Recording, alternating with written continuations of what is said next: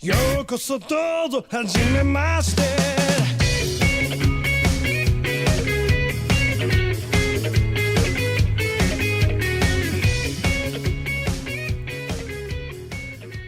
Hello everyone, and welcome to the GLORIO Chat, the best anime podcast on the internet. We have survived all the new shows, and we are now knee-deep in the fall season. And I think we found a few good shows to talk about. I don't know what you guys think. I would say so, yeah. Yeah. Sure. Enough of them. Yeah. I'd say this season, despite how... I mentioned this last time, but despite how rough things started out, I'd say we all found at least one or two things worth... I'm happier this week than the last podcast just because Chihiyafuru's back. Ah, yes. So we will talk about that and many other Everyone's things. favorite card slapping game. The real sports anime of the season. Yes. Yep. So we'll get to all that in a minute. Let me just introduce everybody. I'm Gel, and with me today I have the twin stars of the GLORIO blog, Iro and G. Yep. Yo. I'm still only thinking about treason. I haven't done treason yet. How dare you accuse me of treason? Wait, so you're Roenthal and I'm Mittermeier. Okay. You think that tracks? What do you guys think? I don't know. I'm trying to think. I don't know. But, the way that G goes knives out so often, I think G would be the Roenthal, honestly. I don't know. Mittermeier gets pretty angry sometimes, and he laughs. Yeah, that's true. We have to stop. We can't do this bit this early in the podcast. Yeah, we do actually have a reason to talk about Legend of Galactic Heroes this season, but we'll save that for later. You realize, on in the episode. this is not going to work. All these podcasts having the whole fucking 30 minutes of Galactic Heroes leak into the normal podcast. I'm sure it'll be fine. It's what the people want. Look at our YouTube hits. We'll keep it under control, I'm sure. But also joining us again is Marlon. If you Yo. So we've got a full 4-man crew with us this week, and we are ready to talk about some anime. So before we get into the shows themselves, a couple quick news items I wanted to mention. The first one... Tell me about hit 1985 anime, Robotech. Now, look, yes. The American classic, Robotech. Yeah. Yes. So this past week... All praise Carl Masick. You know, I don't have a problem with Carl Masick, right. But that's... Look, honestly, I could talk about this single topic for the entire podcast. Yes. So I'm going to try to keep this succinct as possible. But... So, Jill, tell us why in 2019 should Robotech be relevant in any way whatsoever? This week, out of nowhere, Funimation tweeted that they are picking up the Robotech license with one of the ugliest graphics I've ever seen in my entire life. So it's a Funimation thing? Staying on brand with Robotech. Yes, which is very appropriate. And, you know, I just want to give a little background, get this on tape. This is coming from somebody who owned the entire Robotech series on VHS. I loved Robotech, but I don't think it needs to exist in 2019. And having Funimation just kind of randomly pull it up out of nowhere just feels like very backward thinking. Yeah. Which kind of checks out for Funimation. I do want to... I'm surprised VRV didn't get in on this or something. I'm surprised High Dive, or not, because not High Dive's VRV, been High picking Dive, up all the old stuff. No, High Dive would have gotten like Genesis Climber Mos Piata. Oh, hell yeah. Or something. Yeah. Just play that Mos Piata opening. Right, the only thing anybody actually knows about Mos Beta is its God tier OPs. Yeah. But I do want to get down on tape sort of succinctly for all the kids out there that don't know why this is bad. Get it on tape. Fuck Robotech. Yeah. Fuck Robotech. Fuck Harmony Gold. Yeah. Eat a dick, Harmony Gold. Fuck Harmony Gold. But basically with Robotech, it's not just like this is a heavily localized version of Macross. I was thinking about it, and it kind of reminds me of like Super Sentai and Power Rangers, where it's like fair, this fair. alternate continuity mashup thing. Right, how they took Dai Ranger and Kaku Ranger and Mega Ranger and all that and made it the same continuity. Right. But there's Right. two key differences in this situation. One, Harmony Gold, which is the company that makes Robotech, is not cooperating with the original creators of the series. Okay, in fact, understandable. it's Yes. been Saban also litigious assholes, but not to the level of Harmony Gold. Yeah, I was right. gonna say They at least have Saban some is official almost as connection, bad, but, right, like, with the original. Right now, Source. nowadays things have calmed down with Saban. Like you can't get around that. That's Toei's got a thumb on that shit. Right. Mm-hmm. So I think a lot of that is just because, like, for better or worse, Jel, I really should just let you get into this, but I think it's also that, for better or worse, the Robotech thing is just a very messy situation all around. Like, yes. a lot of it is couched in, like, a lot of, like, now outdated and, like, poorly enforced copyright, like, ill-defined copyright law, like, Right. internationally Yeah. as well. Yeah. Like, Yeah, like okay. you I'm can gonna still spare get everybody like the- new Power Rangers, whereas like you couldn't bring anything like from the old, from new series of Yeah. Macross into that's America.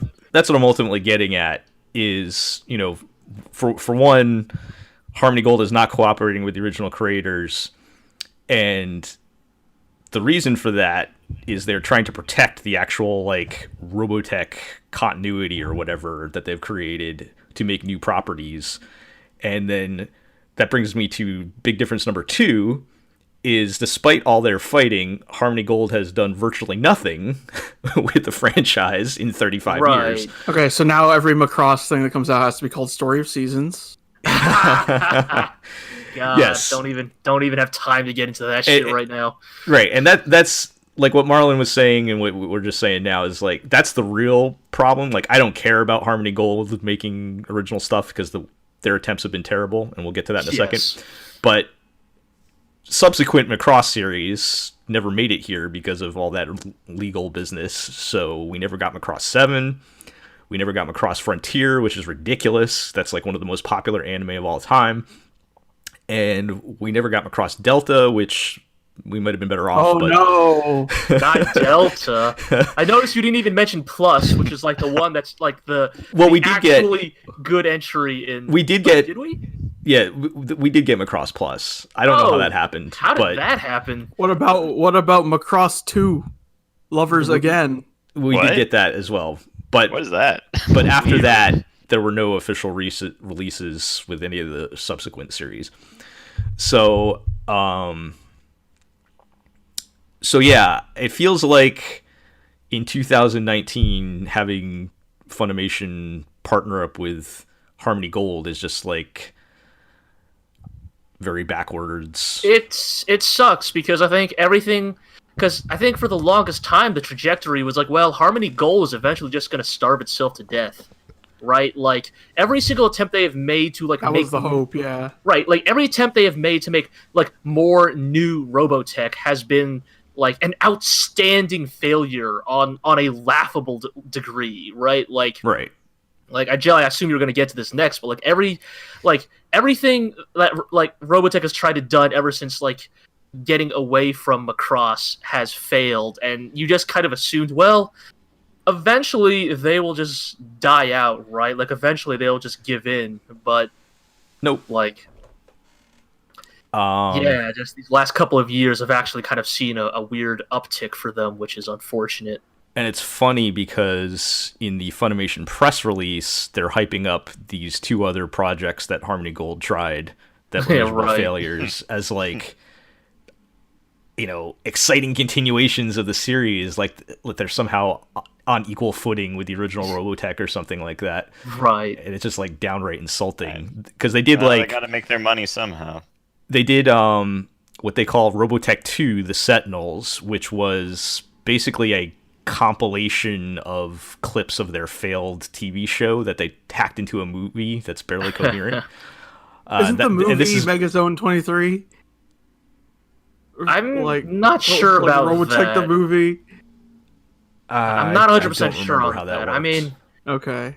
But the Megazone 23 has a lot of similar looking designs, but Right. you'd have to like Because really. it's Haruka Mikimoto. Yes, but I've the never watched Sentinels any was specifically Robotech stuff, so the Sentinels was specifically trying to make a sequel from the Macross series, so like it has the characters in it and stuff like after they leave Earth. Sure. And it was bad. I haven't seen it in like 20 years, but it was bad, and they're hyping that up as part of this big license grab. And then the other thing was Shadow Chronicles, something like that. Yeah, which was that another sounds about original right. production that was set further in the future, so original characters and everything. It was, I'll give it average at best. I've nothing to get excited about. But that was about like 13 years ago or something, 12 years ago. The Sentinels thing was back in the 80s still. So they've done two things in like 35 years. Right, and like for those who aren't like really familiar with the context, the reason why Harmony Gold earns so much ire from a lot of us is that not only are they litigious about like their claimed ownership of Robotech, but it extends to the point where Harmony Gold has on has made multiple attempts to try and claim that Macross belongs to them as well, basically. Right. Like essentially that actually we own this whole damn thing.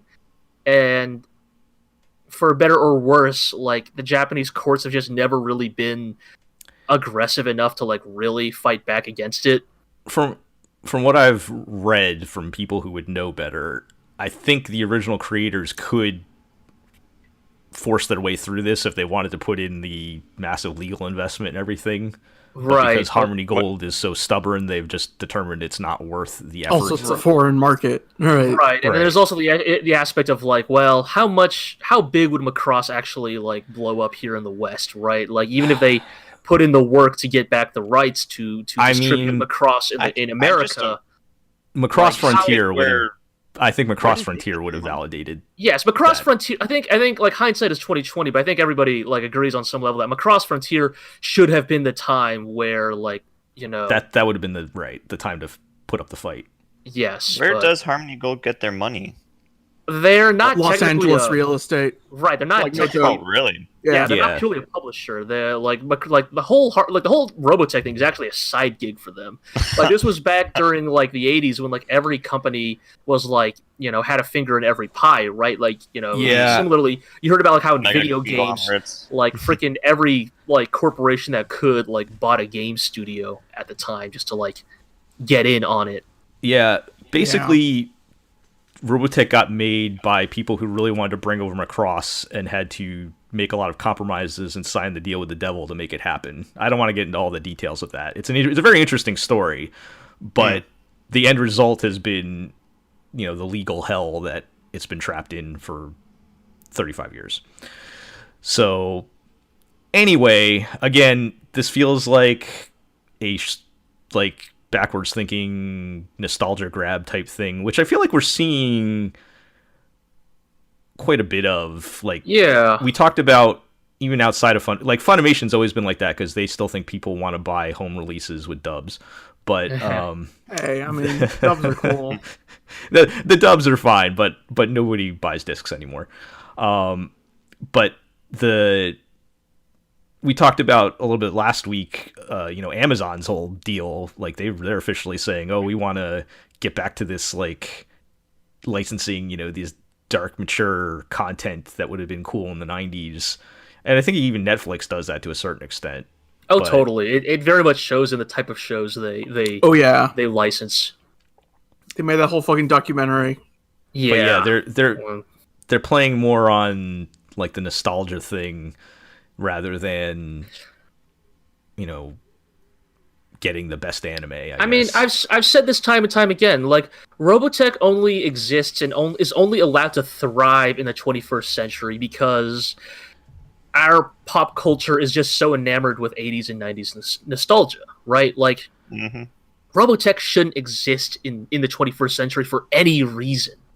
There's no reason for it to. There's no reason for it to hold any value other than the fact that kids who grew up in the 80s are still alive. Like, no offense, There is Shell, a bit but... of a hole in the current. I'd say there is a hole in the current market for that kind of sci-fi anime. Like, there isn't really anything I could say that's come out that isn't a remake of a 1988 science fiction OVA that really, really scratches that itch. And I mean, maybe, but like, I guess that's the thing is like, even if you want to get into that aspect of like, oh, like, there's nothing quite like Macross when it comes to like. I feel like Robotech. I feel like Robotech just got lucky that it got brought over so early, right? Like, like Gundam had to like scrape and fight for its place in Western anime fandom, you know, and it kind of mostly earned it through Toonami. But like, I'm kind of the mind that honestly, if somebody had like done the work to bring Gundam over, like around the same time they brought Macross over as a Robotech, like, yeah, I feel like people would not have such a rose-tinted memory of Robotech. And I. Sorry, go ahead, Jill. You know, Robotech in 1985 was fine because that's what needed to happen for us to see it. That was the way the market was at the time. It was a very different thing back then. Right.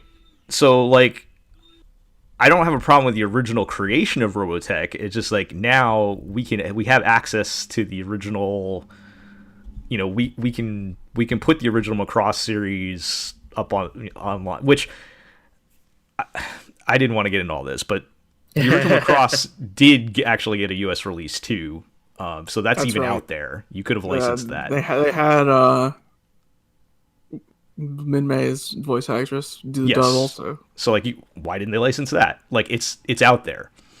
So yeah, it's just it's like we've been saying, it's playing on the nostalgia of the Robotech name, which from Funimation's point of view doesn't make sense to me either, because I feel like anybody who's going to care about the Robotech name is going to be over 35 and would rather watch it on Netflix. They don't know what Funimation is. You know, I'm the exception to the rule here. Most of the people my age. I do see where Jell's coming from. Like realistically, like, I gotta be real. Any anime fan in 2019 who was still nostalgic about Robotech, like, I frankly don't really believe they even exist. Like, I feel like if you are an anime fan in 2019, like, you are aware of Macross. Like, you have to be a very specific type of person who. You have to be a very specific type of person to have consumed pop culture in a way where, like, you are nostalgic about Robotech, but you are not aware of anime as a whole. Like, right. So it's more like an old person that's really into Speed Racer, but more just because it was on in the 60s, not because they're an anime fan. Yes, that's a good way of putting it, Marlon, is like, it is in that echelon of like anime that was brought over here in the early days of anime localization that, you know, was early enough that I think a lot of people from that generation just kind of saw it as a cartoon, not specifically as a piece of Japanese animation. Right. It's what I should be, except I'm a huge nerd and I spend too much time on the internet. But yeah, my point was, like, people who are going to be nostalgic for Robotech are going to be not going to be on Funimation. They're not going to know what Funimation is. And I will point out, Robotech, at least right now, is still available on Netflix. So if they did want the nostalgia trip, they probably would have checked it out there. I think it's kind of telling that when Funimation tweeted this, all the replies to the tweets obviously are super negative because the people on Twitter know better. I mean, you know, the people who are extremely online, yes, are going to be the same people who are like, I mean, you know, they're going to be the people who are like, actually, I believe it's called Super Dimensional Fortress Macross, you know? Right. So, I don't know. And it's just... I mean, at the end of the day, like, what else is there really to say? Like, this is kind of it's a shitty choice. We don't like it, but at the end of the day, like, as long there's nothing new here. Yeah, like, as long as Harmony Gold exists, this treatment of Macross, and I get it will continue. Yeah. All the all the replies to that tweet were quoting the Kawamori interview where he's like, I don't want to talk about Harmony Gold or whatever. Yeah. So. Well, speaking about questionable copyright law. Yes. Let's talk about another controversial topic. Well, I don't think the Robotech thing is controversial. We all agree Harmony Gold is bad. But Yeah. in this case, we wanted to mention Stars Align, which is a good anime we will talk about later. But I wanted to talk about this in the news section specifically. The ending sequence has a lot of cool dancing in it. It's very fun. We all loved it. And then we found out it appears they stole all the dance choreography. Yeah.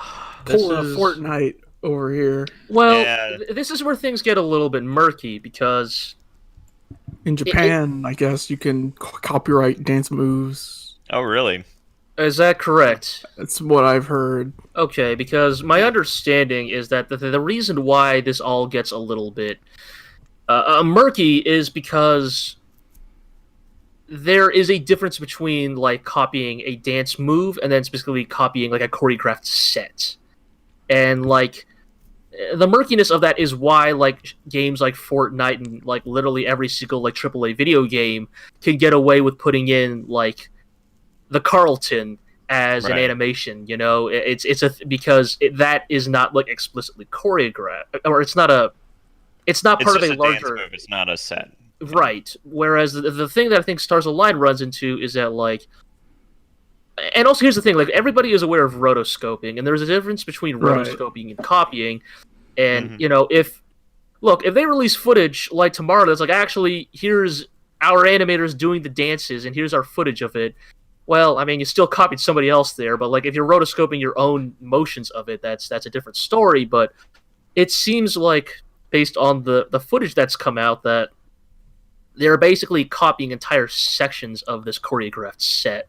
Right. And that, I believe, can be copyrighted to some degree. Yeah. Yeah. And then there's legal and illegal, and there's right and wrong, right? Yeah. Sure. And yeah, if you look at the side by side video, there's no question, like they at the very least copied it. Whether or Right, not, like this is not like inspiration, right? This is not an inspired reference. Right. This is literally 1-to-1. That they have the side by side comparison videos showing it's literally the exact same dance moves. And from what I can tell, these are not. The other thing that kind of makes this feel worse is like these do not appear to be like super famous people they're stealing from or anything. Like these are just They're like, like random- they're like indie like YouTube dancers or Yeah, something. Right. which almost Right. gives it the vibe of, oh, they thought they could get away with copying somebody who's not a big name. exactly. Wasn't that the Like- same thing as the Fortnite thing though? Like, wasn't Well- it just some kid on Twitter or Fortnite had a couple something like that? different. There's a couple problems. dances. Like it's not just like the Backpack Kid. There's the Carlton. There's also dances stolen from like prominent like hip hop artists. Like the thing with Fortnite is it is. I mean, whether you agree with whether it's stealing or not, it is certainly borrowing from a wide swath of inspirations. Right. Whereas And I mean, the issue I think personally, with- I don't think it's right what Fortnite did either, whether it's legal or not. Right. And I Right. don't think this is right either without giving proper credit or compensation or something. Yeah, like it's Mhm. kind of shitty because like if we didn't know any better, we'd be like, I mean, that's what we were all saying, right? Who doesn't love an OP or an ED sequence where everybody's dancing, right? Like Right. G-Reco knew this, Blood Blockade Battlefront knew this. Like Yeah. everybody loves it when people are dancing, right? It's great, and I think that's how we were all feeling because oh wow, what a really great original sequence, and now that we kind of know where it really came from, it's unfortunate because yeah, it definitely feels like because these are small time like YouTubers or whatever, like were they just hoping people wouldn't notice? Right. It feels like they were trying to put one over on us. Yeah. I don't know how they ever thought they would succeed though. Like, have they not Oh, you'd taken be stock of the internet these surprised. days? Like, it seems like anytime anyone tries to use someone else's property, it gets noted immediately. Oh man, that Because when you have like I don't know. you'd be surprised. I mean, I don't want to get into it now, but like, so Netflix announced that new Ghost in the Shell, right? And the main concept, like character artist, concept artist they hired for it is this. I think it's this Russian Right, yeah. artist who is like famous for having done a lot of like portraits of like Motoko Kusanagi, the main character of Ghost in the Shell, as long as having like a very distinct style of like portraiture. Mhm. Well, it's kind of been the most poorly kept secret in the industry that dude traces like a motherfucker, like all the time. Like that dude traces like mad, and like people have called him out like time and time again, but like every time he's been called out, it's just there hasn't been enough of a social media groundswell to like go anywhere.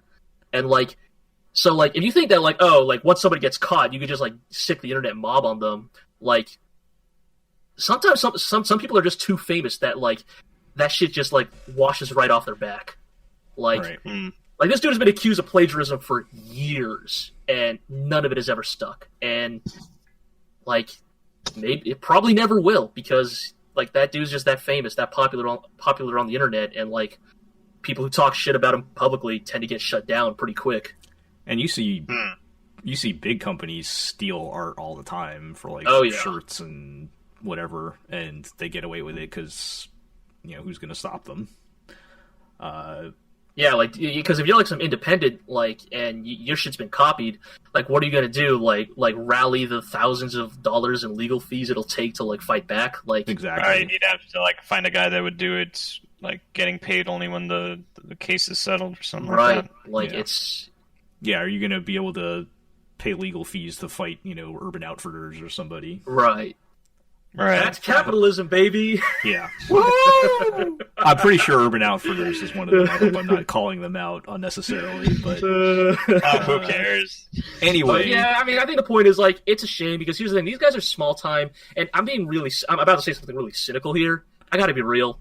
This anime studio could have just like approached them, but like, hey, we're gonna like credit you in our ED sequence and like not pay you. That's fine, right? And like. I'm being honest. I'm being real cynical here, but enough of small time folks out there would have just been happy enough about the credit that they probably would have been fine with that. So like the fact that they didn't even bother to try, it's like come on, y'all. Has the studio actually come out with like a public? Yes. So that's what I was going to wrap up with. The official Twitter account for the anime did say that they are currently confirming all the facts surrounding the ending animation. So did they not go with the games industry excuse of we outsourced that, we will be investigating? No, that's pretty much all they said. So maybe we'll end up with a banned from TV ending here. At least nobody was doing like half a gram of drugs or whatever. I don't know, like. Shut down the entire production. Right, change the actors' faces. Redub all the voices. Yeah. Christ. All right. So that'll move on to like actual anime now. Yeah. Let's move along then to let's say talk about actual anime. Hell yeah. I have forgotten to bring up that Bananya has returned this season. Hell yeah. The true anime of the year. Bananya and the Curious Bunch. Yes, we loved the first season of Bananya, and this one is... I don't know how I feel about the reboot/prequel that is Bananya and the Curious Bunch. Have we figured out if it is a prequel, or... I don't know, because season 1, like they were all in that kitchen. Right. They were in that house. But yeah, season 1... They're on the planet of Bananya's... Yeah, season 1. So this is a short little cartoon with cats that are bananas or bananas that are cats, however you want to frame it. Right. It's like an Inferno Cop length episodes. Yeah, it's like 2 minutes long. Man, what if Bananya third destroy finale? That would be amazing. The first season was Bananya emerges from its peel. I don't want to know what's under there, to be honest. The first season was, as Ira was saying, just like in a house. Like it was very mundane. And for some reason, the second season, they're on Planet Bananya, living like in a jungle somewhere in the wilderness. And we don't know if this is before Was the Earth destroyed, and now they had to? Well, they showed go it's to- Earth, like the Bananya Yeah, they planet's showed that like Earth's orbiting still there. Earth, Okay, and you're items right. from Earth appear on Bananya. From Meowdiers, Right. which is actually Meowdiers. pretty clever. Yeah, now there's like cops and ninjas and all kinds of other Bananyas. It's great. But yeah, go Dad, watch that. Cat's yeah. not back. It's fun. It's like 2-minute episodes, whatever. Yeah, no commitment. I miss the Go old watch narrator. something to brighten your day. That is, go check that out. It's good. It finally got its due on this podcast. Hell Yes. Uh, So I've you guys officially forgetting talked to about mention it, Bananya. like, Suddenly, the header image of last episode's podcast makes sense. Sure. Oh, yeah, that's right. Playing a long game here, baby. Also, since last time, we had the return of Chihayafuru, which Hell has yeah. been gone for like a long time, right? Was it like 6 years? Yeah. Like I had to go look back and be like, oh yeah, I remembered actually blogging that. And like back in the days when I would actually do, like every single episode and do like 3 paragraphs per post. And I was like, how did I ever do this? And back then in the I days when we had realized time to write about anime. But then I also looked and the writing was super bad. So encouraging to know that I feel like I've grown. But yeah, I literally put in that last post whether or not I would continue reading the go and start reading the manga or wait for a new season, and so I'm glad You waited the just 6 waiting years. it out worked out. Jeez. Has it really been that long since the last season? Yeah. Seriously, it's been 6 years. Huh. I wonder why the delay happened there. Was it just like waiting for? All right, still got hope for Blood Bucket Battlefront. Yeah. So like, yeah. I mean that, and hey, Hinamatsuri. We're on year 2 of waiting for It's never going Hinamatsuri. to So happen. I'm clearly, kind of hoping it's just like the manga actually finished, because one of the things is that each season was like about a year. So like freshman year, sophomore year, now assuming like 3 years in the high school in Japan. So I'm wondering if this is going to be the final season. I mean, The only thing that would change that is that like Is it the could ma- still. Is the manga over? Is it ended? Let me double check. I can't remember because I know it definitely wasn't over when the last anime aired. And it would make sense because, like, yeah, they were still. The original manga's still going. So yeah, I don't know why they're starting. right. Yeah, I have no idea what brought about this new season, but I'm up for it. Like I love that show. It's been a long time since I've really had a good like josei show to watch. Even though it's weird to think of Chihayafuru as a josei show because it's so like saccharine, but hey, So what is Chihayafuru about? All I know is it's about slapping cards. I mean, is this the part where you just post the clip to that one like pro ZD video that's trying to explain Chihayafuru that like goes Probably. on for like 3 minutes because like it is maybe tied with Rakugo for like the most difficult to explain premise, Well, it is- Rakugo, you can be like, oh, it's stand-up comedy. but So- it's not. It's not. I know it's Right. not, but I get too close. it's super complicated. The thing that I've always loved about Chihayafuru, though, is that sure, there's that level of it being this like obtusely obscure Japanese, like you said, card game, but also an athletic competition because you also have to like. Yeah, so the idea is there's all these cards, and each card has the half of a poem, and it comes from. I forget exactly what they're called, but there's these famous set of 100 poems in Japanese poetry lore. And the idea is like somebody will read the card, and from the beginning of the poem, you need to know what corresponding end of the poem is on the field and touch it. Oh God, you're explaining this in earnest. I'm just saying, like, okay, that's as deep as I'll get into it. There's a whole That bunch gives of us the strategy general. stuff. The Yeah, general no, idea. I'm kidding. It's just that, look, man, like it feels like. It's I a don't know, sports because anime. Yeah, I know. No.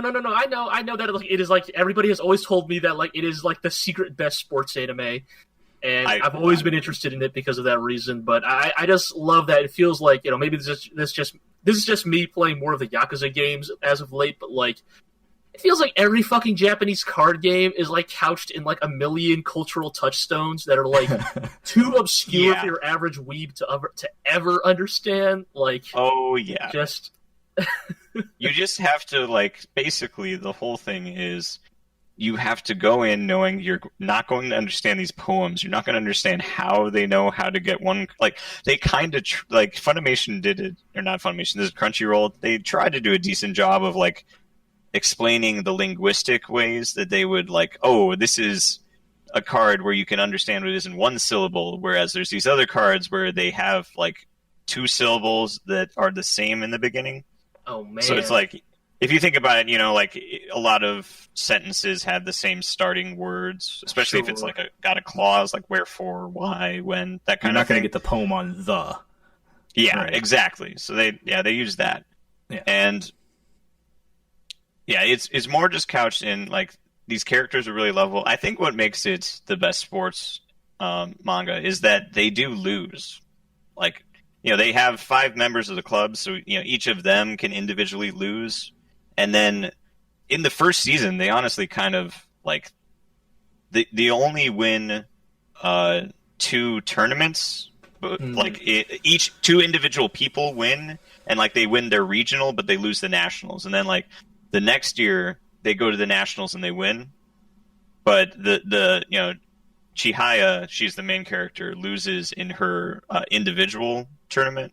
And so, you know, there's still, it's like nobody's invincible. I can appreciate that, yeah. I mean, I think, you know, we can... Maybe someday we should do just a fucking GLORIO sports anime podcast to really get into this. But, like, one of the main issues with sports anime is very much the issue of the, like, winner-take-all conundrum of how do you create drama in often what are single-elimination tournaments. Right. And, you know... This is the part where, like, this is the obligatory part where I bring up Big Wind Up or Slam Dunk as, like, great examples of sports manga/anime that do a great job of portraying losing as an equally, like, narratively engaging reality of the sport. But Right. But yeah, no, it sounds neat. Like, I mean, it's definitely one of those things of, like, I think I find that I can get interested into just about any like hobby or craft if there's a sufficient amount of just like ridiculously like intricate nuance to it, because even if I myself will never experience or understand it, like I always think it's cool when somebody else like has clearly internalized and mastered these intricacies. Right. Yeah, and it is kind of charming because like that's how Chihaya like kind of that's how the club starts is like you know, she first meets this I think Arata is his name. She meets this boy, and he teaches her how to play the game. And so then she just like starts, you know, she just falls in love with it. And then once she gets to high school, there's no club, and so she basically, by will of her loving the sport so much, she gets these people around her to join the club too. And I just find it really refreshing. It's not the most like deep anime in the world, but it's fun. And I'm glad it's back. Yeah, I know a lot of people like it, and it was always on my radar, but just nothing I ever had time to get to. And quite honestly, the more seasons that rack up, because it's a season 3, right? Yeah, and each It gets season harder. is 24 episodes, so you're looking at catching up on 50 episodes now. Right. 50 That's a lot. episodes? Who could possibly have Yep. the time to watch an anime series?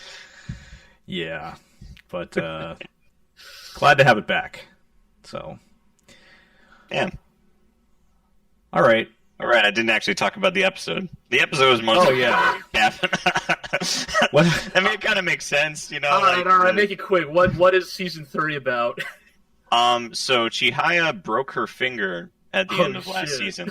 Oh no. And so, Slap that card too hard. seriously, that's basically what happened. As far as I remember, maybe she broke it in some other What dumb is way. with every fucking sports anime and about the playing with an injury subplot? I'm so done with it. Yeah, I So, remember like, the Keijo thing or is, something. her not... she's What, only her using ass her broke left hand. something? And so, like, she's trying to learn how to compensate and to kind of think about the sport differently. And so that's the big crux of what's happening right now. It's kind of in between seasons. So they won the championship last season. It's during I don't know what exactly time period it is, but it's in between the tournaments starting up again for the schools. Right. Cool. Yeah, I'm still loving it. Okay. And I'm assuming there was at least some recap on this one because Yeah, like I The said, gap. it's although it was more like just flashing images from the previous seasons, kind of like assuming you know what those images mean. Right. There's a little bit of like getting into the If you're rules gonna fucking of the sport. watch Chihayafuru season 3, I think they're assuming that. right. The flashback was more going back into her childhood.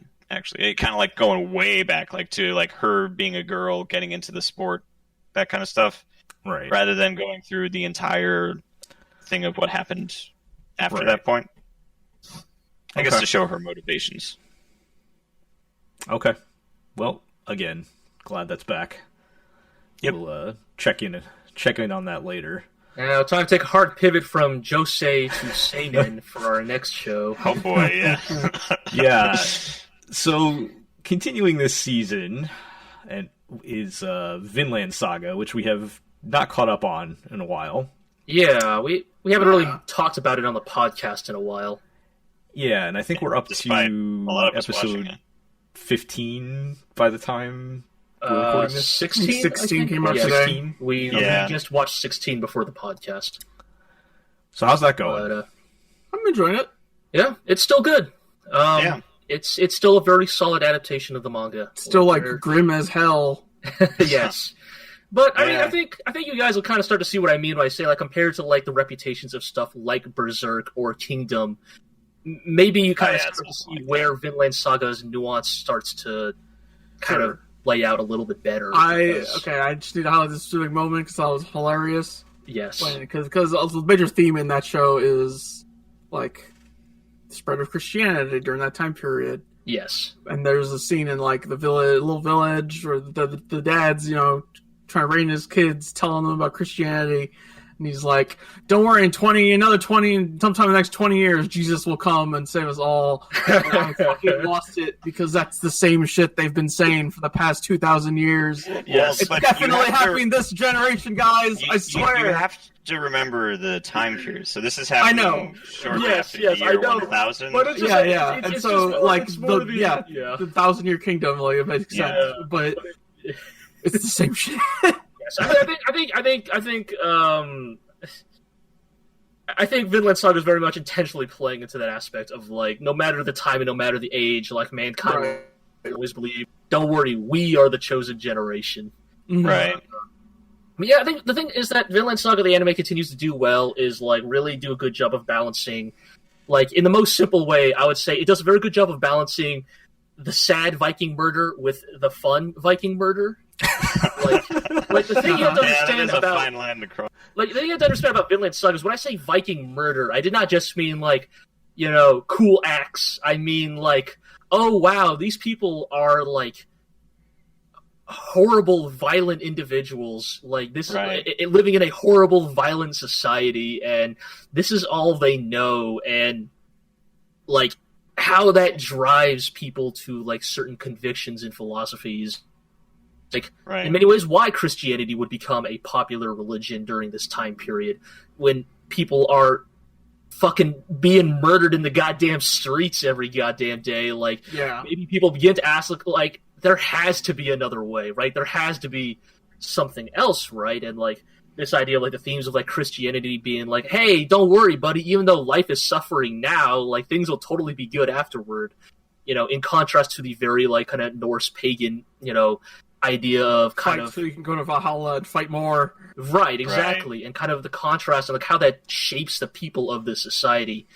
And yeah, I'd say Vinland Saga, like, I guess the things like we could talk about like specific plot points, but I think it's continued to be a very solid, yes, a grim show about grim people, but even-handed about it. It's And- continued to be very historically accurate too, which is very impressive. Yeah, for the yeah. time When period. when Thorkel is not fucking tossing Well, yeah, okay, yeah. I'm not talking about the fights. Like we talked about the Viking fights or something else. Yes. I mean, Thorkel is kind of an exception to the rule. Most of the other Thorkel and Thorfinn are kind of the exceptions to the rule. Everybody else is mostly grounded in their capability. Right. Like just the idea of how the villages function, or like the way the wars are waged between Denmark and England, like the idea that they would have to retreat in the winter because supply lines and things like that.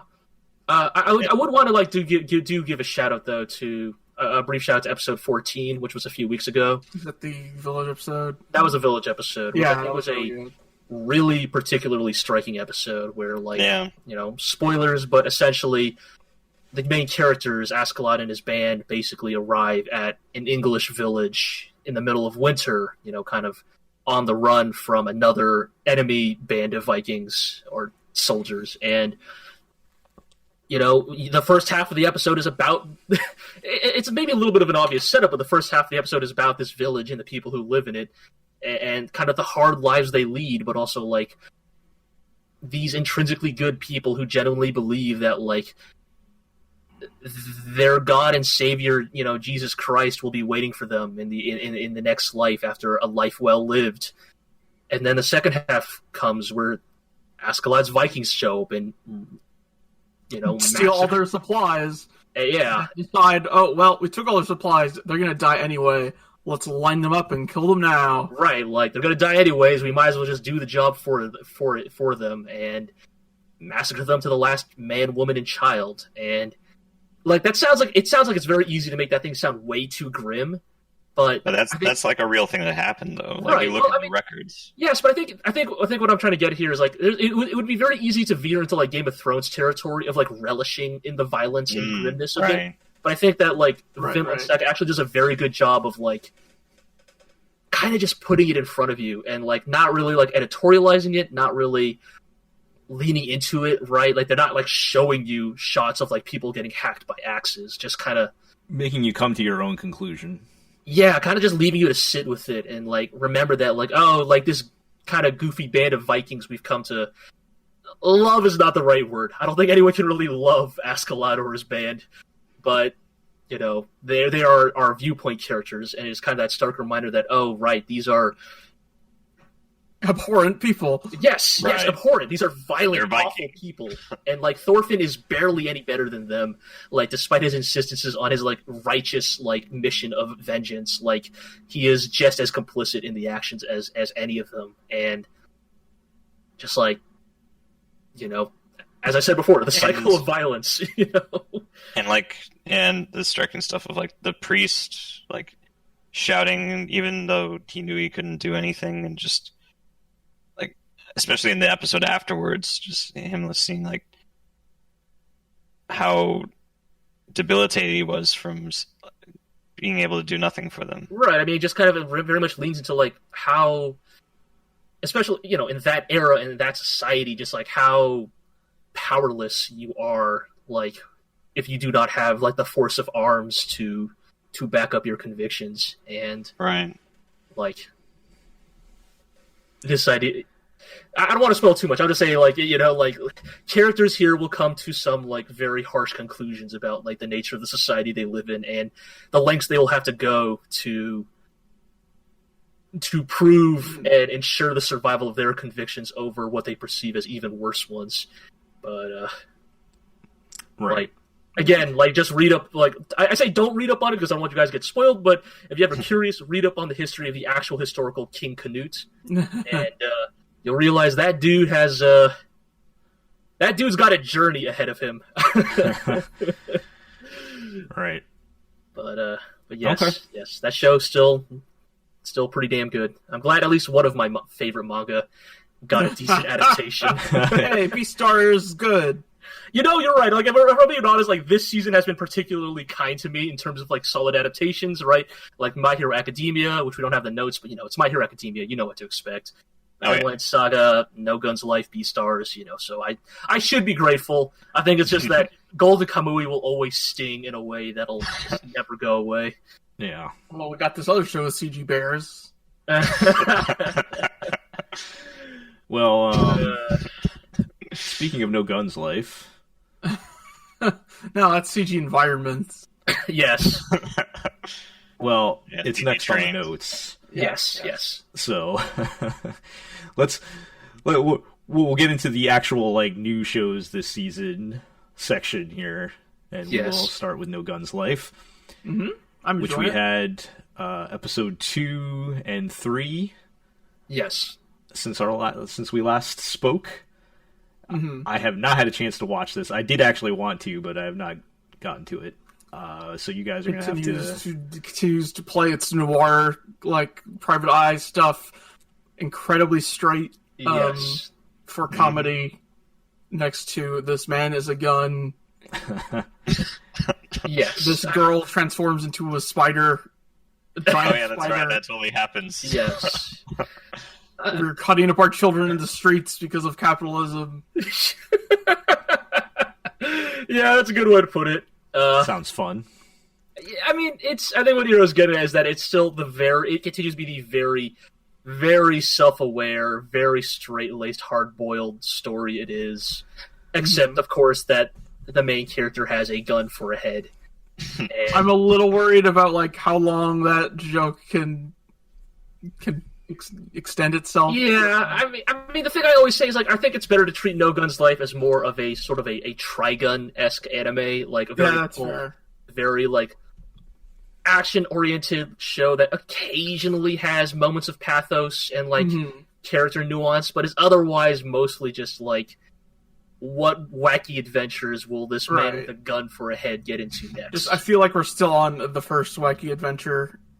You Yeah, know, like yeah. I think kinda take I think their time with once we have more episodic cases, I think I'll be a little higher on it. yeah, I'm that's fair. a little I'm a little confused as to when it'll ever go into a new arc, because it seems like they've made I'm blanking on the kid's name, but the kid that he Tetsuro. finds, Tetsuro. They've made him so important that they can't just make him part of his wacky crew without a lot of things happening. Because this company's after him and they know where he lives. I mean, don't And worry the too company much. owns everything. Okay, I get. They find ways to have their more episodic cases later. I mean, I'd say really treat the omnipotent evil cyberpunk corporation as perhaps more of a Team Rocket-esque entity of like Okay. not in terms of competence, but more in terms of like, well, this week we didn't feel like chasing after Inui Juzo, I guess. Oh. Like, why? Who could really say? We just didn't feel like Okay. it because there's another Alright. villain for him to fight this week. I have Sure. one question. Did they Sure. shoot the gun yet? Nope. Oh no, that's I hope Come it's on, not Jell. this soon. they gotta save that. It's important. Man's got a gun for head. It's the biggest, most obvious Chekhov's gun in the whole show. I guess I'm although- not. I guess I'm not The clear open- if this is like a big enough event where you shoot the gun once every 4 episodes, or is this like season finale type of thing? They do have another guy in the opening that shoots his gun head. And Yeah, it is there's- an appropriately gigantic explosion. So, Yeah. I mean, hopefully, There's we'll see another eventually. gun head in the OP. What could it possibly mean? You know, like. Yeah. But, that's true. Is his There's no name Millions significance. Knives? I actually cannot remember the dude's name off the top of my head. He only Sorry, starts Millions Guns, I guess. He only starts to show up in the manga right around when the scanlation started to die off. So I don't actually know his entire deal, other than like you probably don't notice it because the OP moves a little bit too quick. But the very funny thing for me, as a bit of a gun nut, is that Inui Juzo has a revolver for a head. The other Dude gun have like a Glock for a head. Yes, he has a semi-auto pistol for a head. It's a Glock, basically, What? and it's very funny to me.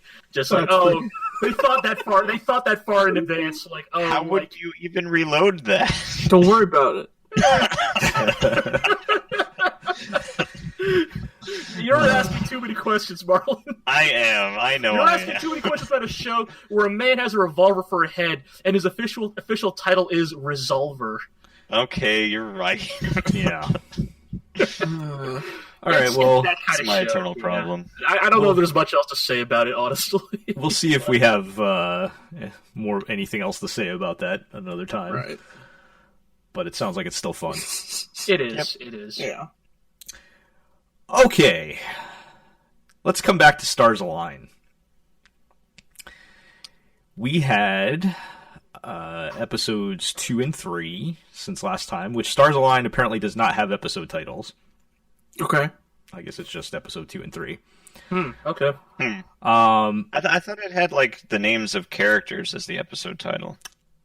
Maybe I'm wrong on that. Everything I looked up was not.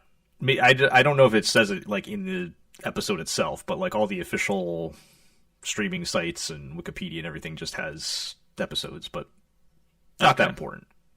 Yeah. Episode 2, I quite honestly barely remember what happened. I know the main kid they had like their first tennis club practice. Right. They are introduced to the club proper. Yeah. And then they get in a like a tiff because like he kind of is acting like he's a hotshot. Well, he calls him out. I mean, yes. It's I actually kind of enjoyed that moment. Not that he wasn't being a jerk, because he kind of was, but they also needed to hear what he was saying. They did, and I think it's going to be a tough balance there. Yeah. And maybe I'll just get into it now. Like I'm going to be talking about both episodes 2 and 3, but not the whole, but specifically Maki as a character. Like, it's very hard to pull off like an insufferable genius protagonist in a sports anime. It's right. Those are my least favorite types of sports anime, to be honest. Like, it's just who I am, but I prefer the sports anime about the like plucky, scrappy kid who gets by on like hard work and guts, or maybe they're like good, but they're good at like very specific things. Like in Big Wind-Up, the main character is a very accurate pitcher, but he's not a very fast pitcher.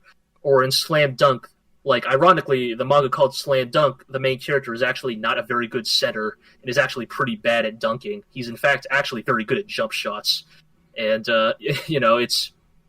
I think that can be a little bit more interesting. Whereas, it's hard to tell if Maki's excellence at the sport for me is like he's just that good, or the rest of the club is just that bad. If that makes sense. They at least seem to be making him a little bit too good for someone who just picked up a racket. Just started, yeah. As someone who used to be in a tennis club, like the idea of guys being in the club for a whole year, like an entire year of time, and at least not knowing proper form doesn't really.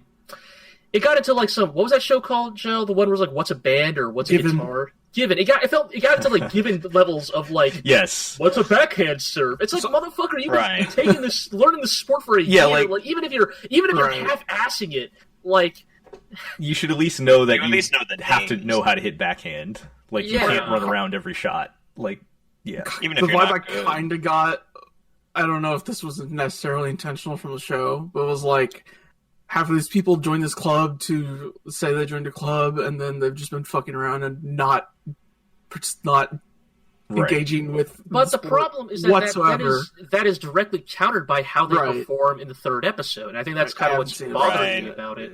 Is like, I'm not saying they're like, oh, like all of a sudden they fucking turned it on in the third episode, but at least in terms of like how they're animated, like the implication is like they at least half of them are good players. Yeah, or they have at least know how to hit. Understanding of the game, right? Like they know how to hit, they know how to receive.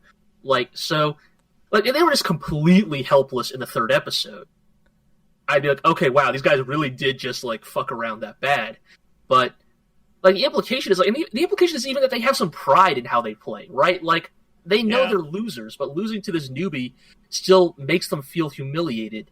Right. And if they really didn't care about the club, why would that bother them at all? But the fact that they still have some competitive spirit in them implies that like they at least like care enough, like that tells you why they are still in the club. Yeah.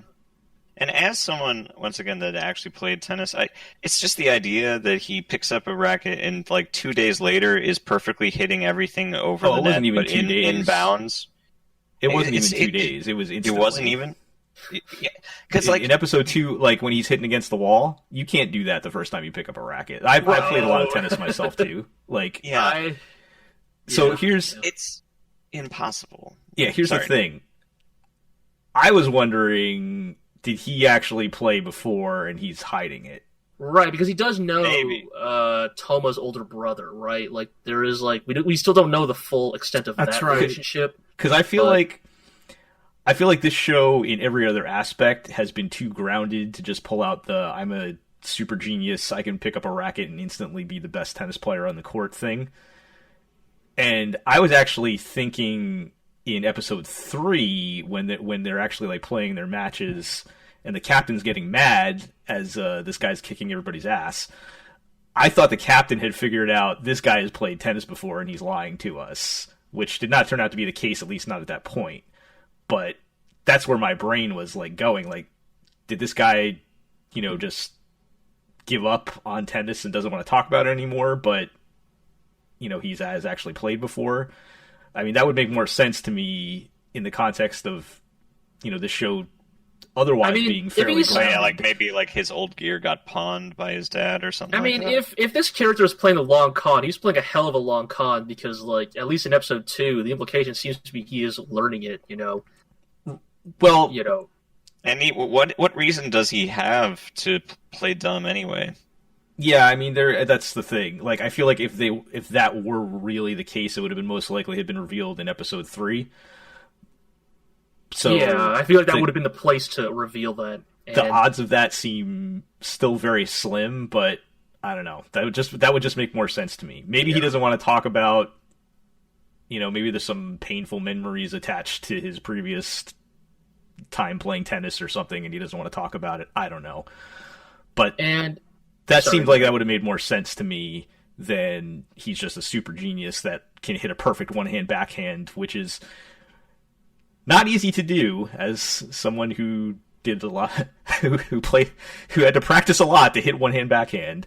That is, it just doesn't seem to add up. yeah, I mean, I didn't have your guys' tennis experience. I learned tennis for like 2 weeks at summer camp, and let me tell you, after 2 weeks, I was still fucking garbage at tennis. So.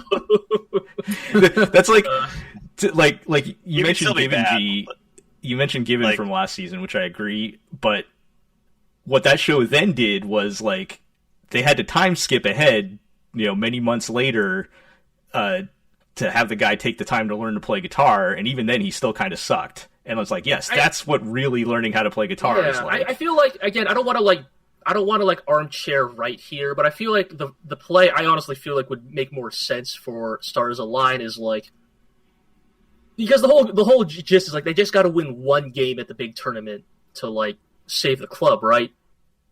Then they should have really leaned into how bad this club is, and like the main character, maybe he has like a knack for it, but like Right.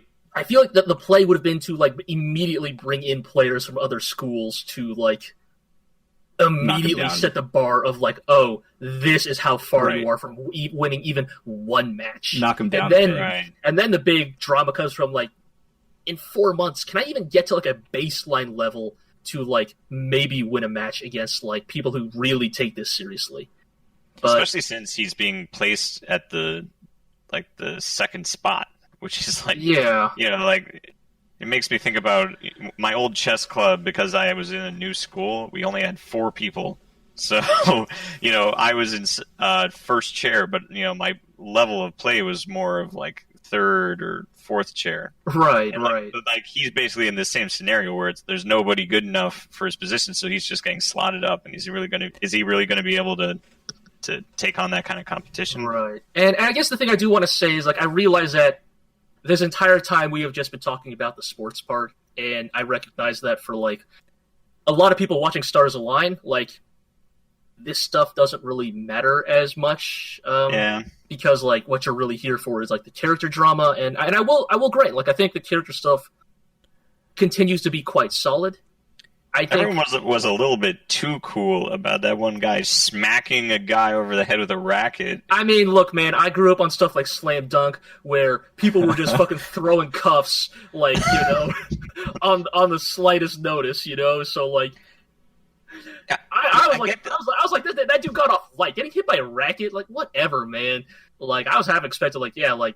Man, I feel like getting hit by a racket would fuck you up pretty bad. It would F you up pretty bad. Like, to dent it the way he did, like... Yeah, but it's a freaking soft tennis racket, man. You know how many times you have to, from experience back when I used to have some anger problems, like, throw a racket on the ground to make a dent in it? Like, 100 times. Like, you don't... Yes, alright.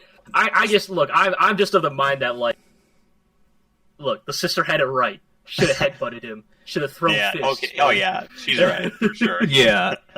Gee, I want the racket. I want to speak to your point about the, you know, we're emphasizing the sports anime stuff here. The reason we're doing that is because the show itself puts a lot of emphasis on the sports anime.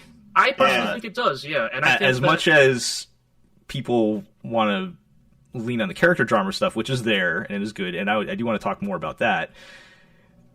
You know, the reason why we're critical of the sports stuff is because the show spends, I haven't put a timer on it, but possibly at least half or even the majority of the time. By episode 3, I can confidently say this is definitely a sports anime, or it's at least very much trying to be a good example of one. If it was just like, you know, they say, hey, let's head to tennis practice, and then 5 minutes later we come back to them, you know, leaving tennis practice, and we're back to, you know, the outside club stuff, like that then I wouldn't harp as much on the sports stuff, because then it's not as important. But the show itself is emphasizing the sports stuff. So I just want to be clear, because I do feel like when I was editing the last episode and coming back to that, like, I felt like some people might have interpreted what we were saying as like the show has to be a sports anime and like it has to conform to sports anime standards or whatever. No, definitely not. I mean, and that's not what we were saying. We're only saying these things because the show is, if it wants to be making one, itself, it has to. Yeah, it's jumped into that pool. Right. Like, you know, we keep bringing up ping pong like a broken record, but the thing with ping pong, right, is like, would ping pong have been just as good of a show without the emphasis on the sports? I mean, maybe. Like, honestly, it could be. I mean, the character parts of ping pong are very good, but, like, the reason they kind of hit that, like, next level is because of, like, oh, wow, the sports part of this is also really compelling and well done. And it builds on the character drama. Like, the two elements are not divorced from each other, I guess is the way I would put it. Whereas here's the thing, right? Like, if you go back and actually read my coverage of ping pong, like, you read the tone of a man who was on the verge of dropping that show every week because yes. like Smile and Pecco just fucking drove me up the wall. The ends justified the means on that one. Yeah, right? Yeah, and it's like it was not until like episode like 7 or 8 where I finally made that turn on those characters. That was like, oh shit, that's what Masaki Uasa was doing with these characters. Holy crap! But that's a hell of a game to play, and right. Mm-hmm. I guess like that's the thing. Like I still want to. I think we're all going to still keep watching Stars Align. So no, and I think it's a good. I want to get into the good stuff that I like about the show, because I do think overall it's still a very good show. Yeah. We were just talking about the sports part. Feels like it's maybe the weaker aspect of it. There are a lot of really great small moments, and the characters, I very much love the neighbor girl and the kid who's the club manager, who are like kind of lurking on the sidelines, and then we got back into the heavier stuff a little the bit. Real episode shit. 3. Yeah, I thought that stuff was pretty effective, but my worry is you can only play this trick so many times with this cast of characters. Like the abuse reveal, right? So, right, because in, like, in this it one, goes on to reveal that, like, oh, every member of this club has damage. Like, that's gonna feel a little contrived to me. So, like, I feel like they really have to be sparing in. Like, they were playing with fire with some of these character reveals, and I think they have to be sparing with how they use it. right? Yeah. And my thing has always been like, and I said this in the first one too. Like, what are you going to do with this information now? Right. Because episode 3 revealed one of the characters revealed some past abuse he experienced when he was a baby from his mother, and how he's had to be separated from his mother and is living with his dad as a single parent situation, and that kind of I guess endears him to Maki, the main guy, a little bit. And again, like, presentation wise, like, storytelling wise, it's a really striking scene. Like, the flashback, it's hard, like, just like the first episode's like depiction of abuse. It's hard to watch, and I guess it's really affecting. Like, it's really affecting to watch, and I guess that's why my big worry is like, oh no, is just every character going to get their, like, horrifyingly depicted, like, abuse flashback? I could see That would it. be worrying. I could see it where, Because then that just gets gratuitous. You know what I'm saying? right, Like, and it kind of weakens the impact of it, right? But I could see where everybody's going to have their problems, and maybe just not that specifically. But and it's the club that's giving them an outlet to come together and right.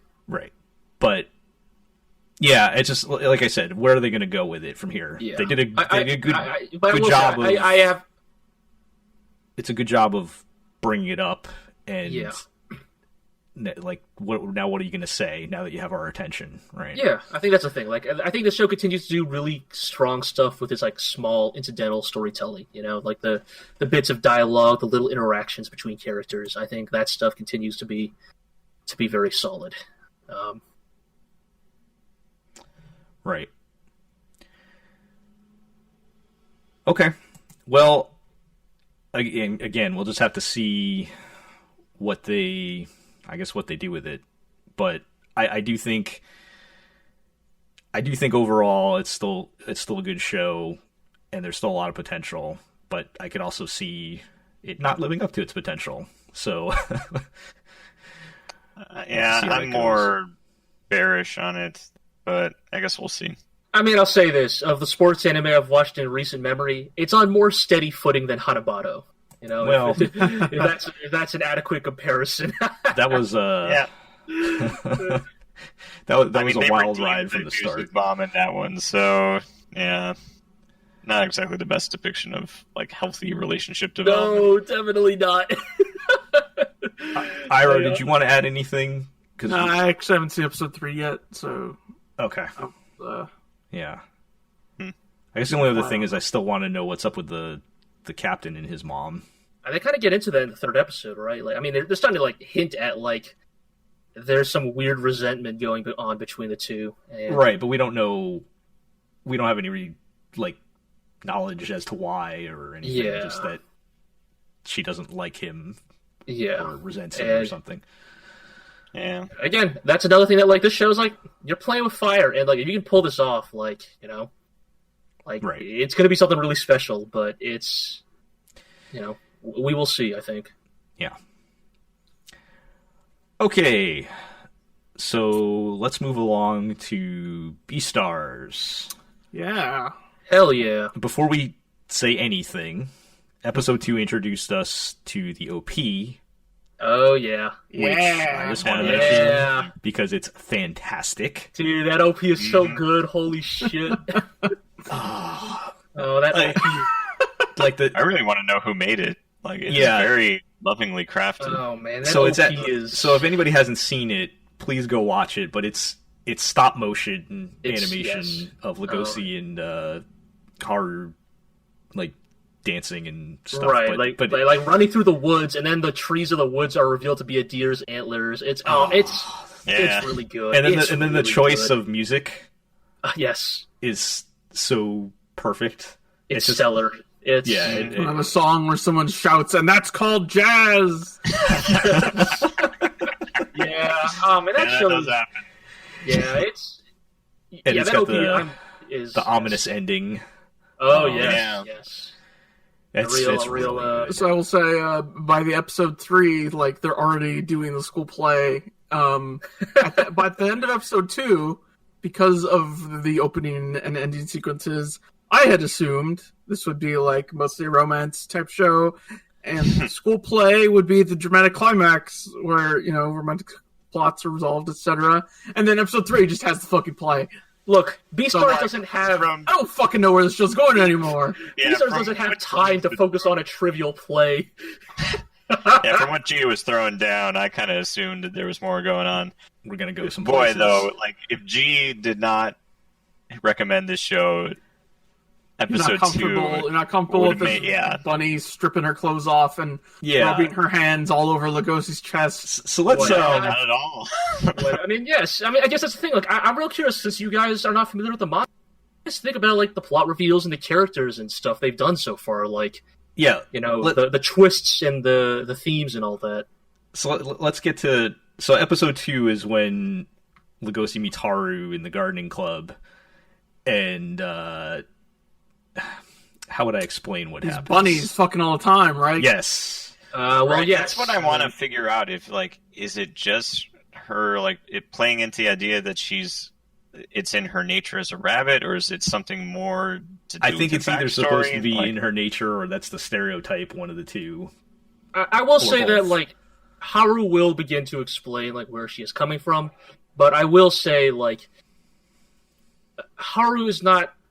In many ways, Haru is not the typical rabbit. I'll just leave it at that. Like in terms of like you kind of get a vibe for that when like that other rabbit student is bullying her. That like Haru is definitely an outsider, Right? Or not an outsider, but she's not.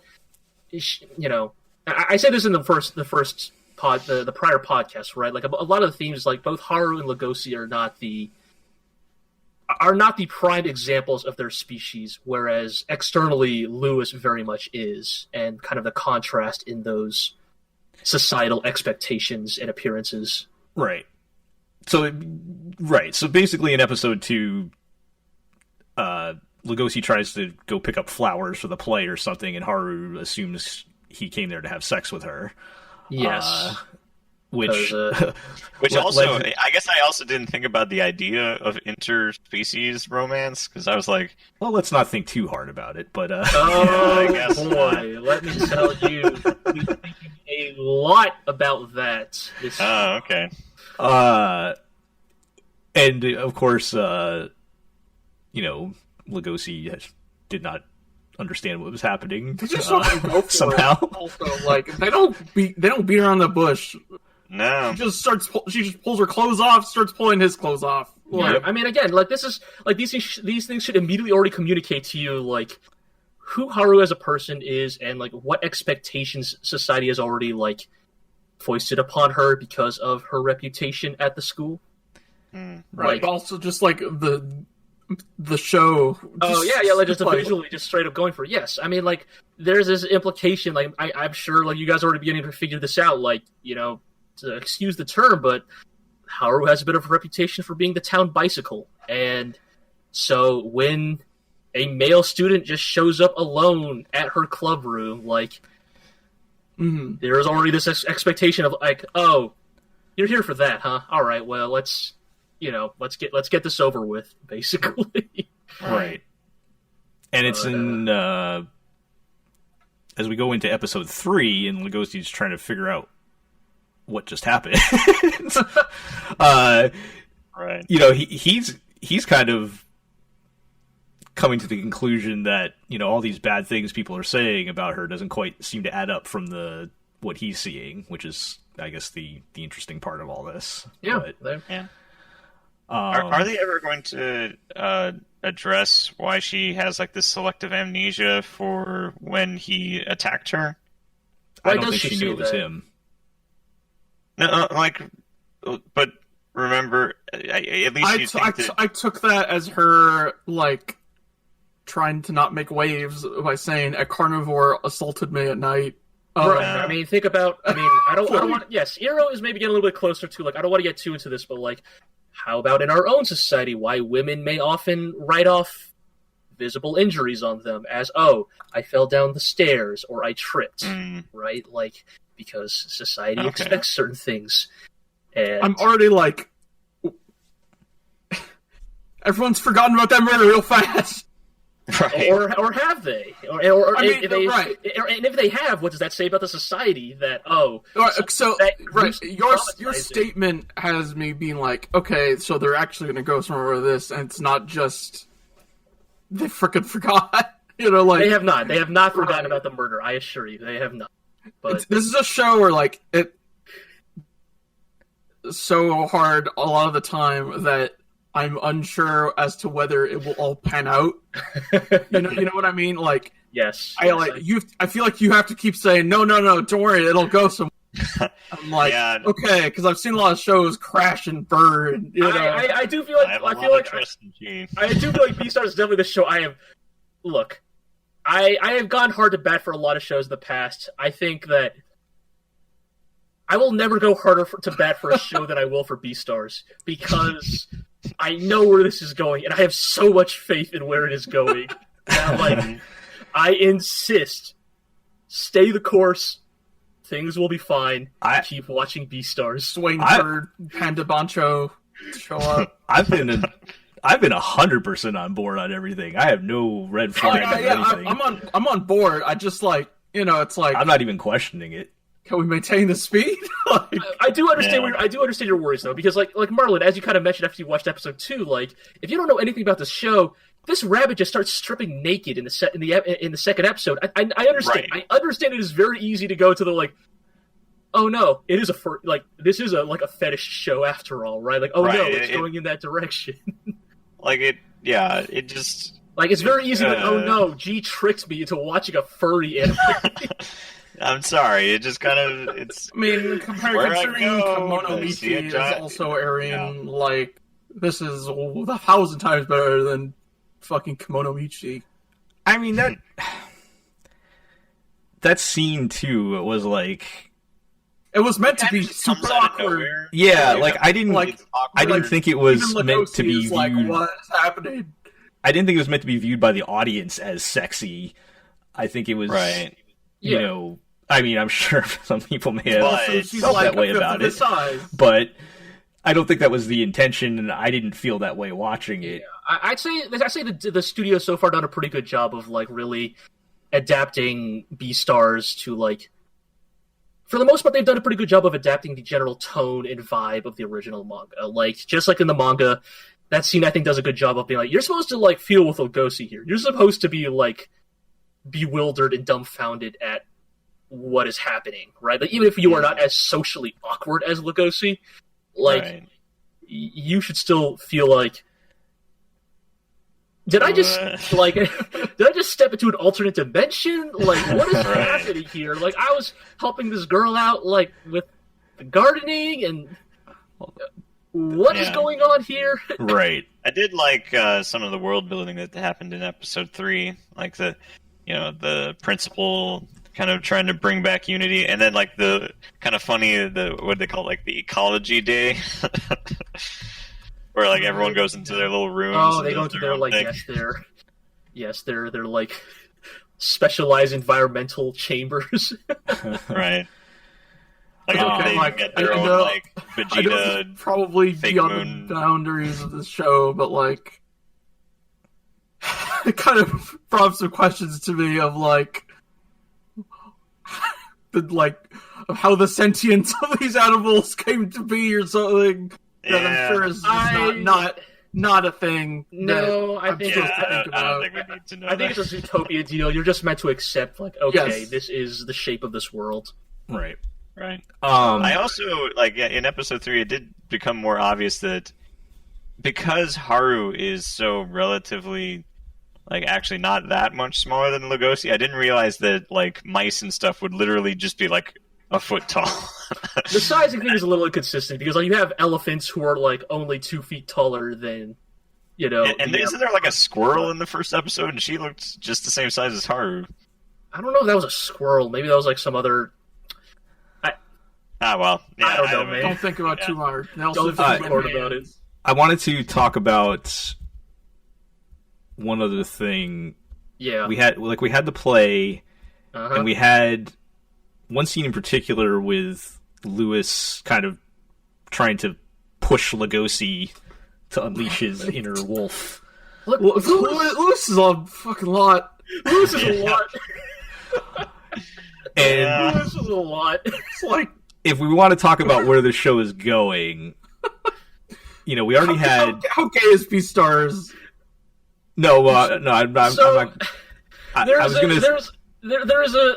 It's stupid of me to try and explain. That's fine. No, G. I kind of almost want to cut you out of this conversation because Okay. I'm sorry. So I'm going to I'll put be this quiet. more out for Iroh and Marlon here, or our listeners who have not read the manga. We had obviously in the end of episode 1 with Lugosi almost eating Haru. Uh-huh. We've had the ominous ending of the OP. Mm-hmm. And we've had, this bit with Lewis trying to push Go beast mode. Lugosi to go beast mode. Like, is the switch gonna flip at some point? Like, is Lugosi Dimitri from Fire Emblem? Like, Oh shit! G again. I don't want you to give us any hints. And I don't know. I don't think we have an answer to that question. They're obviously going somewhere with it. It's hard to see how, unless it's like he's able to channel it, like he's Gokuing. Like we're Kaioken 20. He activates Ultra Instinct. Yeah. But also the idea that Saiyans are usually inherently violent and destructive, whereas because of the way Goku was raised, he's able to rein it in, or so that wolves would normally be incredibly violent, and but because of the way Lugosi has kept his demeanor, he's going to somehow be able to resist the bloodlust. I guess I don't know. At some point, it's got to come out at some point, doesn't it? You would that think feels so. like what they're building up to. Hmm. I'm just saying. I don't know You're what right. capacity. I don't know at what stage in the plot that happens, but it feels like that's what it's building up to. I'm just gonna throw that out there. He'll use it for good. I don't know. He'll eat the bad herbivores. Messed up. No, don't worry. I'm not revealing anything by laughing. Trust me. Fuck it. Yeah, I don't know. Maybe when the Panda Gang shows up, the bears are here to take the dojo sign. You're obsessed with the panda. I love it. What's with the Panda Poncho? I want to know. The panda's gonna show is up for pretty prominent. 30 seconds, right? I'm All right. glad you guys are enjoying it, though. I'm loving it. It's my I'm- favorite thing this season. I'm so happy that Orange has largely managed to pull it off. I think we were all, but I was especially worried about the CG and the adaptation. But I feel like they've done a pretty damn good job with it. So Yeah, think I when the wanted to mention that anteater, again. When the anteater bailed and slammed the door, I think on Lugosi, oh yes, that's a really that's good pretty bit. good.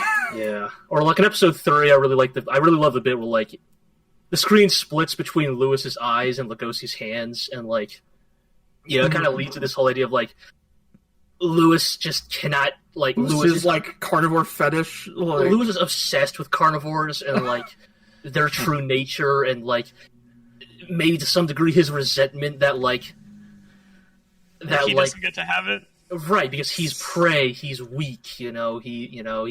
That's why he he's doesn't have obsessed with putting on a good image and right social strength. right, there's this element of there's almost this weird Vegeta-esque element of he feels insulted that carnivores are constantly limiting their power level in front of him, how dare you Show me your true strength. right, Kakarot, show me your true strength, how dare you insult me by holding back. I can't believe you didn't use Super Saiyan 3 when we were fighting after the World Tournament. You Right, son of a bitch. like you insult me by holding back, and just Lewis.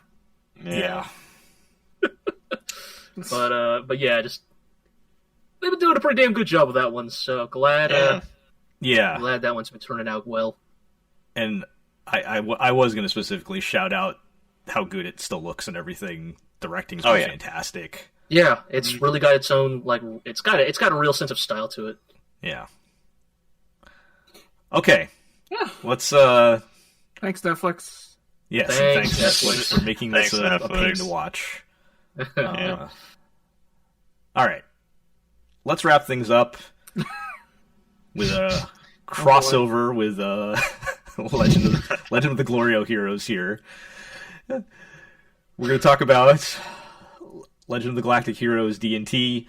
Yes, The Neue Which- These. I still have not brought myself to catch up on. I'm gonna keep trying.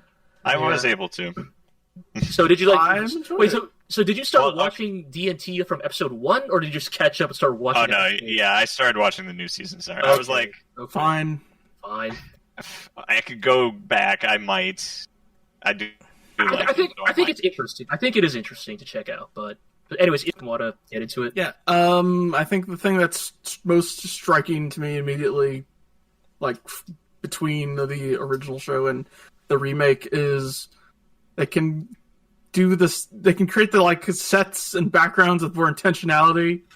It feels like. Oh yeah. Even though the OVA was made after all the novels were done, just the visual design, I think, of D&T is a lot more cohesive. It's stuff like how stuff would be like generic hallways or rooms or stuff in the OVA, but like Yang's apartment on Iserlohn goes to a hallway, yeah, some hallway. right.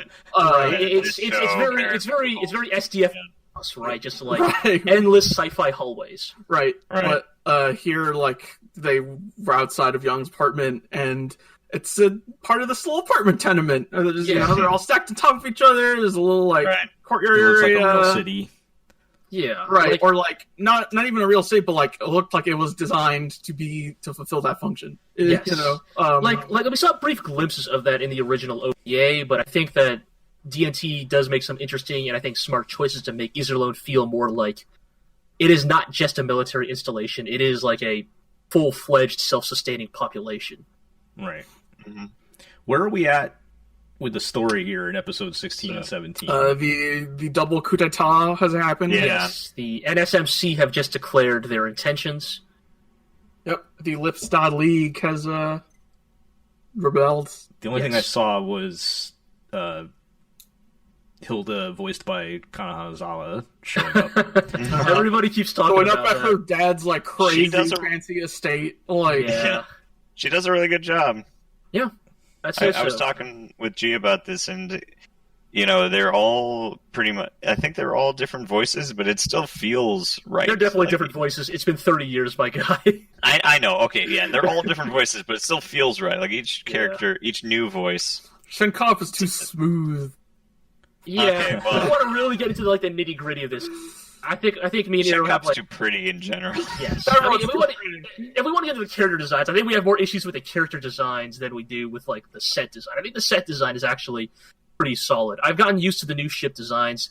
I in fact kind of like how they're portraying the space battles in this. It's different. They're not just like in the original, where they're just lines that appear out of the ship. Lines and circles. To apply instantaneous travel of light, which is a cool trick, but it's also a money saving one. Whereas I kind of like D&T leaning more into a space opera esque they're tossing salvos of lasers at each other. So Right. and I think everything related to the environments and the sets. I think D&T is doing pretty well. I think as always the character designs we'll never quite get used to them. They're just not the same. And in terms of the voice casting, I do think, for the most part, it is generally pretty solid, but Yeah. I do think Shenkop and Kirky Eyes are maybe, if not miscast, then not as well directed as they could be. They are not Mm-hmm. as well performed as their original roles. Well, Yeah. Kirkias came off as too cold. He's a little too cold in D&T. That's the main thing. Is there's really none of that. I feel like it's a hard fine line, right? Because Yeah. he doesn't talk a lot in OVA either, but he comes Right, but- across as like dutiful and like nice, you know. He comes off Yeah. like kind and compassionate though, and I was Right. gonna say like the thing is like I feel like DNT Kirkias is like cold and stoic, whereas like OVA Kirkias is like still stoic, but there's like a soft voiced nature to it. He's like he smiles more in the OVA. Yeah. I feel. Yes, that's a good way to put it. Like, Yeah, and that does a lot to the way you look if you're smiling Yes. more often. And like he plays And- around with Reinhardt, you know, And like stuff like the party are you episode. frustrated. and I think it's also something right as Eero mentioned. The other thing that DNT is missing is that it doesn't have a lot of the like ridiculous like Empire storylines, like Lady Benamunde or the party. Like it doesn't have Right, those they just make aspects. So the passing reference to Space Caligula, right? does Space Caligula happen in season 1? Like he doesn't look He like did. Space Caligula, but It did happen. Right. yeah, very it happened, quickly. but he wasn't in Roman togas. And... well, yes. Look, that was a little ridiculous even by the standards of that OVA. Let's be real. It was pretty ridiculous. And so, because you lose those moments, which are the moments in which Kirky Eyes and Reinhardt are very tender to each other, because we don't have those scenes, we are left with just Kirky Eyes in his role as a military commander, where he is generally put on the more stoic face. And I think right, maybe in that regard, DNT suffers as an adaptation. yeah, Yeah. But yeah, because I mean that was Glenn- kind of one of the few things that makes you sympathetic to Reinhardt, right? right, in a that's the few times we got to see any of his human, his more sympathetic side. yes, If there is one, but increasingly doubting that. As OVA goes all right. on. I know. I'll stop. I'll leave it at that. I will say the next episode coming up after this podcast is appears to line up with the battle against Admiral and Guardians Fortress. I we want to are, see that. Yeah, that We are going to get some I look axe forward to murder that. soon. because that is the best part about the ED is that his Yeah, ridiculous holding the giant axe, like Christ. blood on his face. Give me some shit. Give me some bloodshed in space. Yes. Give me some Team Rocket special. yeah, They're not going to do it like that in They're DT. not, We know they're they're not. not, They're but not. I wish they did. we will finally answer that question of who's the dual wielder, though. I do love how yes. much of like how they've made Flugel even more of a dirtbag than he was in the OVA. Like, he's like polishing Right, that right. pistol while talking about murdering Reinhardt, or like just randomly whipping this one guy off screen. I mean, that's I enjoy the little flourishes. that's not as bad as I think Lang that's- licking his lips. So But yes, I think that at its core does get to like what DNT is. That DNT is interesting because, like, yes, you could argue like objectively, quote unquote, it's not as good, it's not as well done, but like there are interesting flourishes, there are interesting like narrative choices it makes that I think are make it still worth watching, even as somebody who has really come to love the OVAs. I mean, I was talking with Eero about this the other day. Like, one of the interesting, like, again, this could be minor, this could be entirely unintentional, it could be more accurate to the novels, I don't know, like, but it's different, and I noticed that is in the original OVA, when the NSMC announces their goals, they say, our first goal number 1, beat the Empire, and you're like, okay. Goal number 2, like, hang all the corrupt politicians, and you're like, yeah, these NSMC guys might have the right idea. Then they say goal number 3, get rid of like social health care. Rule number 4, get rid of free speech. And then you're like, oh no, wait a second. Right. And so like it's a very good like mood whiplash where you're like, maybe the NSMC is actually the way out for the FPA. Like, they'll hunt down the bad politicians and this will save us. And then yes, they talk about getting rid of free speech and getting rid of Right. social health care, and you're like, oh no, maybe not. And then whereas in D&T, they start off with getting rid of social health care and curtailing free speech. Right. And the last thing they mention is persecuting the corrupt politicians to the point where it's almost an afterthought. Right. It's like they get to that point while other people have started talking Right. about what's going on. And again, it's a very subtle, very like I wouldn't even call it nitpicky. It's a very minor thing, but I think it actually speaks to, like, a difference in how they portray that scene. Because if you watch DNT, the NSMC is very clearly portrayed as evil. They are clearly in the wrong, like, because they have led off with their most, like, morally objectionable goals. But in the OVA, they lead off with the things that are, frankly, a lot easier to sympathize with. Like, to the point where, like, no lie, I always kind of partially sympathize with the NSMC because, like, look, man, any political party whose explicit stated goal is Job Trunitz's head on a pike, that's a political party, like, I may disagree with everything else they say, but that is one thing where I'm like, well, I mean, okay. you know, that's... They're not all bad. Yeah. All right. Also, I'll be interested to see... one more thing. Yes. Shenkop's attempt to tempt Yang into becoming a benevolent dictator. Oh, is Kabedon. so much more homoerotic in D&T. So, like, Shenkop I can already picture that in my head. Shenkop invites I don't know what Yang that says about me, to but... like a private planetarium. Yeah, the fancy planetarium inside of Iserlohn. And starts bringing up slides of, like, the NSMC stated goals. And Shenkop's like, you know, Yang, they say one of their goals is to get rid of all the bad politicians. We all know that. Come on, Yang. We all know democracy's good, but the politicians are bad. Puts hands on his shoulders and like, he gets him close. No. He puts both hands on Yang, pushes him into one of the few seats in the planetarium, and then gets like 5 inches away from his face and is like, "Come on, Yang. Think about it. We could just let them kill all the politicians, and then you become Yang, the benevolent dictator who saved democracy. What do you say, Yang, huh?" And it's just... it's so... Oh my god, it is so homoerotic. Have they transferred all the Empire drama over to the FPA then?